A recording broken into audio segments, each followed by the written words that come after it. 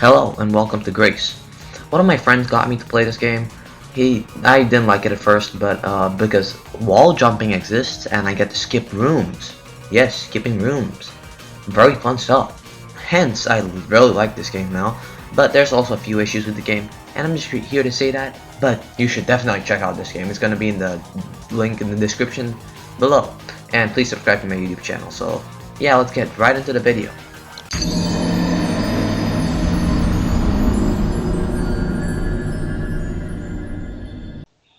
Grace is just a faster paced version of Doors, but Grace on the other hand, because it's fast paced, changes the way a lot of enemies work. So instead of you having to wait in a door when you see the lights flicker, you have these little tentacle things from the side. You have to keep on moving forward to find the area to hide. And the fact that there is stuff that makes it so that you can slow down your progress because you don't want to be blitzing through the rooms so fast that it's not even a challenge anymore. So they give you these things like the face, where if you do not stop moving, you have to stop moving and crouch. If you don't do that, you just lose. Well, it basically makes it so that you're always on your toes, but you don't want to always be on your toes because you still need to have a break and stop from time to time. They also added this one thing, this very neat mechanic where if everybody's in the room where the carnation comes in, basically the carnation will, like, after a few seconds, instead of you having to wait the full time, it will straight away come. Well, another very good thing about this game is its amazing customization. You get to customize a lot of stuff, but that's just a sub thing. The gameplay is mostly important. We'll be getting into the gameplay. There's lots of mechanics, and yeah.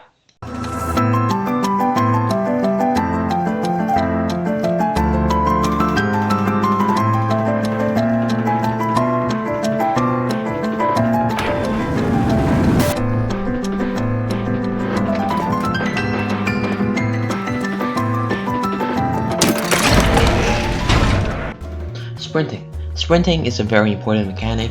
Most games require sprinting, but this game needs it the most. Very simple. If you don't move fast, you die.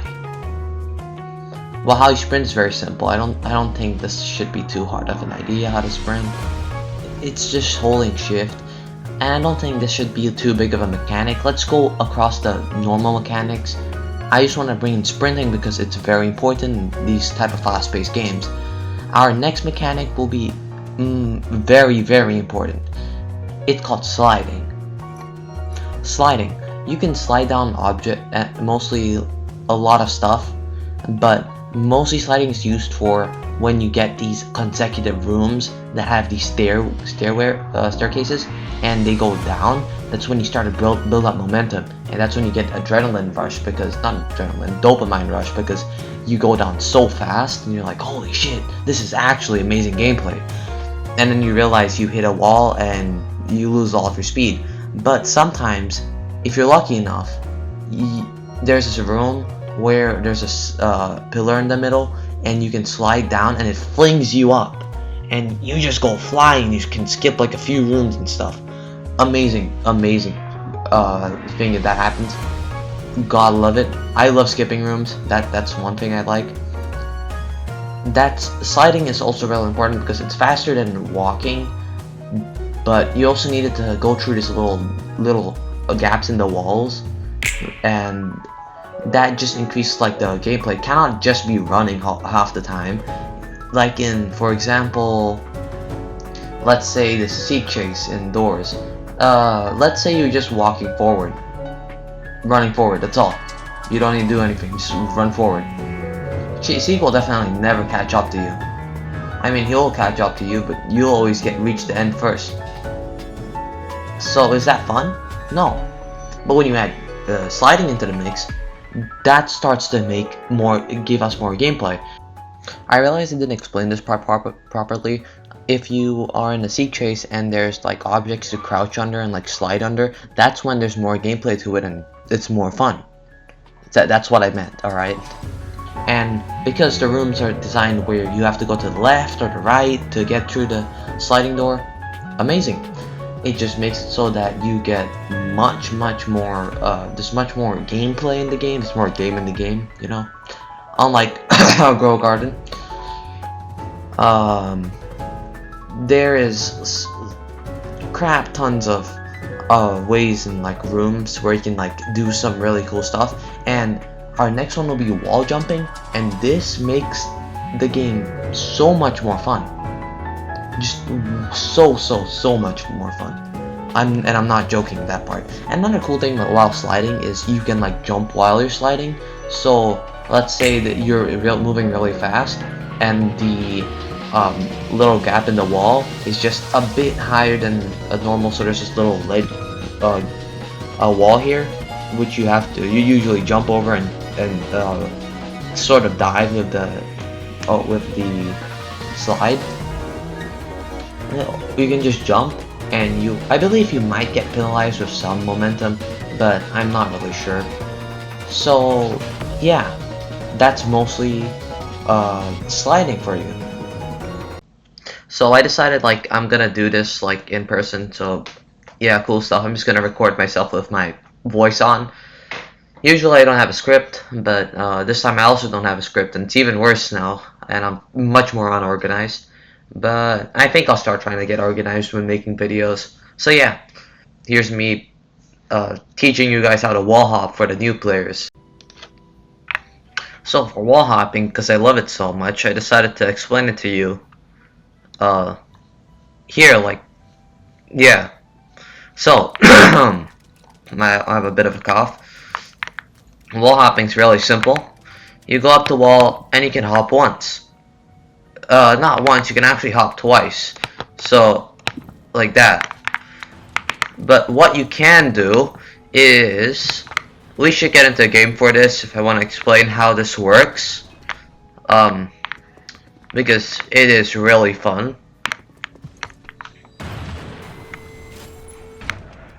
So yeah, that's your wall hop, like here.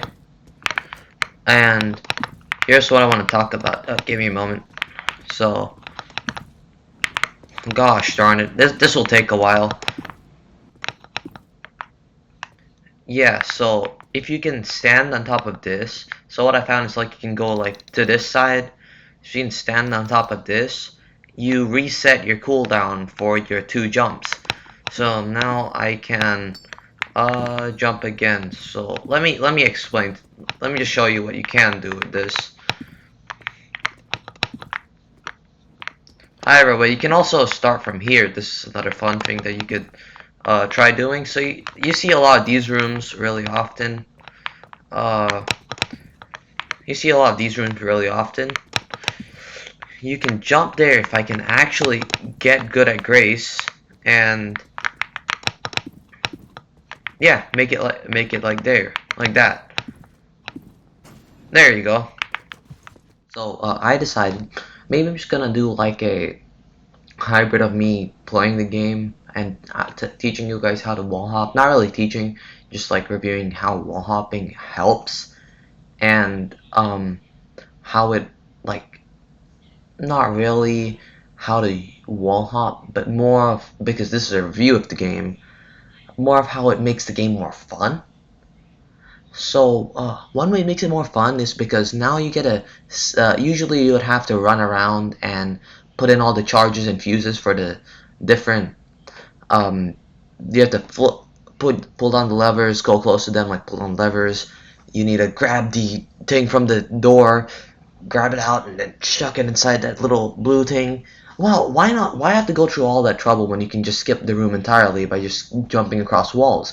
And another thing that it does is it makes it so that you can skip some entities, but the eyes, especially the eyes, and Carnation maybe, are going to be a bit of an issue for you if you're going to start wall jumping a lot and skipping a bunch of floors and you're always airborne, which I'll get to when I'm reviewing the enemies. But wall jumping adds a much more depth that really is required in this game, that makes it so that the game is more fun and is not oh, this is such a slog. I don't want to play this game. I can just run forward. There's nothing else other than sliding and jumping and running.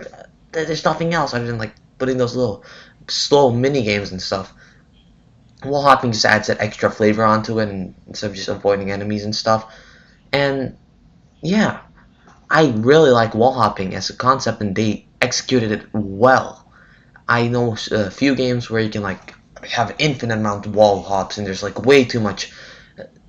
There's a mechanical skill to wall hopping, and the level it requires of skill is high enough and low enough for new players to get in, and high enough for higher players to use it and make really well. I've played a few games where wall hopping just is way too overpowered for what it is. So I like the wall hopping in this game.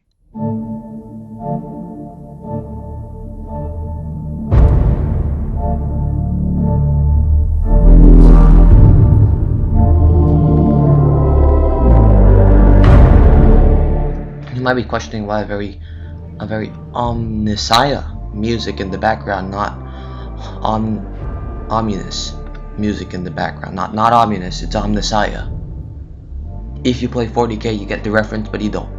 So it's because enemies. This game has a bunch of enemies. I need to go through all of them because each of them play a part in how the game is fun. Obviously, we have this run-of-the-mill standard brush entity, the eye entity, the one they don't look at, like eye station and eyes and doors, and then brush and anglers for the carnation. But there's also different types of eye entities in this game. There's heed, which makes you have to look at him, and I'll be doing a quick recap over all the enemies now instead of doing it later, because if I do it later, it'll be a better. I don't want to make it so that you know how to play the game. I want to go on saying why these enemies are useful, make it fun to play the game.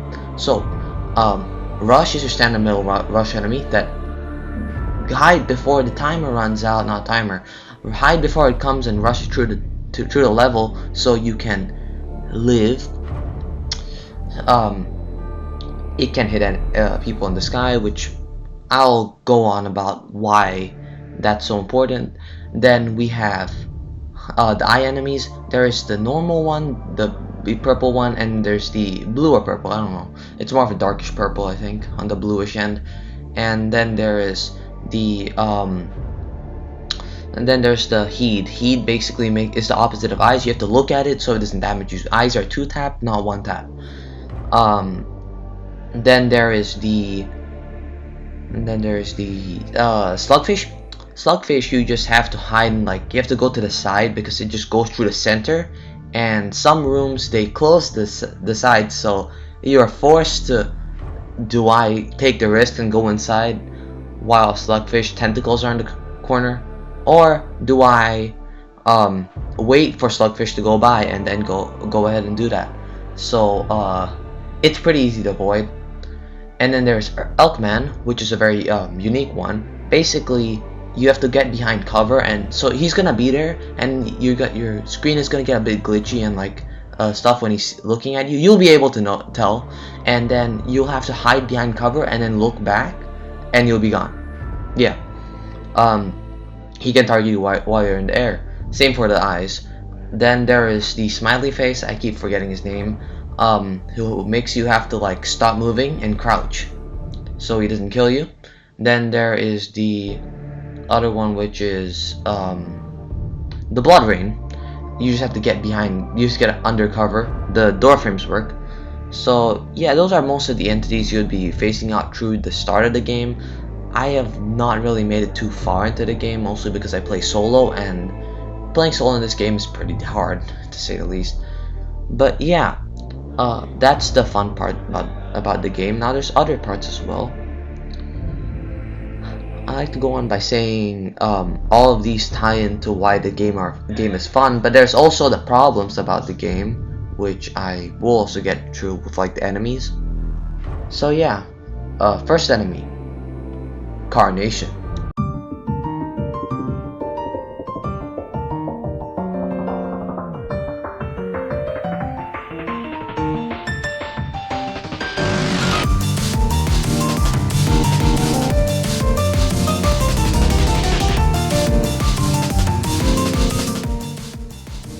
Well, Carnation. Called Carnation, guys. Carnation. He's just Rush, but I must give it to them. Carnation here changes basically the whole thing when it's in a fast-paced setting. Now, this just makes it so that you have to go underground and find somewhere to hide, but you always know that a hiding place is coming up because the room generation tells it that, okay, get a hiding place up soon. The part I hate about it, not much. It's a simple entity, probably the second best entity as a balance, I guess. I don't know, but it's still a pretty decent one. Credits Carnation, love him. One of my favorite entities, by the way. Just don't peek out too early.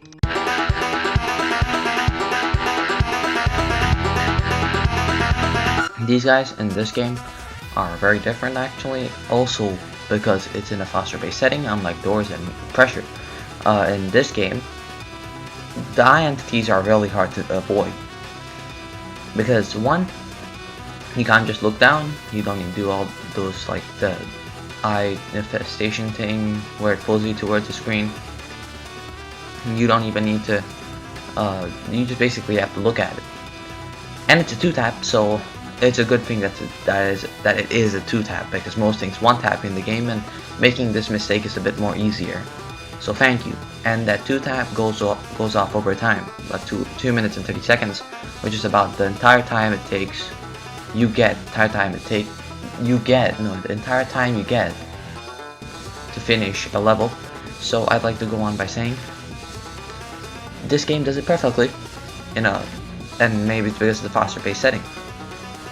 Whenever you're moving around and you're in the air or something, you have to make sure whenever you realize what color it is, if it's red or is it blue. If it's blue or purplish blue, you have to not look at it. If it's red, you have to look at it. And it also changes why the different doors are better. Being in the air makes it so that, well, the blue enemies, you have to look up and you don't know where you're going. It adds a layer of skill to the entire game and does not make it just, this is easy, I'm in the air, it doesn't really matter, nothing can touch me, other than Incarnation, of course. And the red eye, you have to look at it so it doesn't attack you. So that makes your eyes go on the ground. But you have to look in a specific direction, of course. If you don't look at its direction, you take one of your lives. So, why is this so good? It adds a bit more depth to the game and doesn't make it feel bland. It gives it a bit more of an aspect of balance, the fact that you're always in the air. I mean, people can get around it if you're good enough, but still, it adds a bit of balance to the game instead of it just being stay in the air and you're good. So yeah, I like the eyes. They're pretty decent. Nice enemy design and better in a faster paced standpoint. While Goatman and Slugfish are pretty redundant, I don't want to talk about them, but they're still good enemies, not to say the least. The Slugfish, you have to obviously stick to the wall, and also adds a bit more, but you can't get hit when you're flying. It's more of a ground threat, and you can obviously avoid it by flying. By flying, I mean staying in the air. Now, what I mean is, what I want to start going is Rain and Dozer. I finally remembered his name. I believe that's Smiley Face one. That's the guy who makes it so that you have to stop moving and crouch on the floor. And Rain, Blood Rain, makes it so that you will die if you stay in the Blood Rain for too long, so you have to go under cover, but you can also use door frames. Those two help because they make sure the person is not on the floor the whole time and stays on the ground. Goes back under the ground because you made all these cool rooms just for someone to not even go through them and stay in the air, which won't be fun for the person who's making the game. So why not just add enemies that force you onto the ground? Not in that way, but yeah, that's why they're a decent addition, and another way to counter people who just decide to be airborne half the time.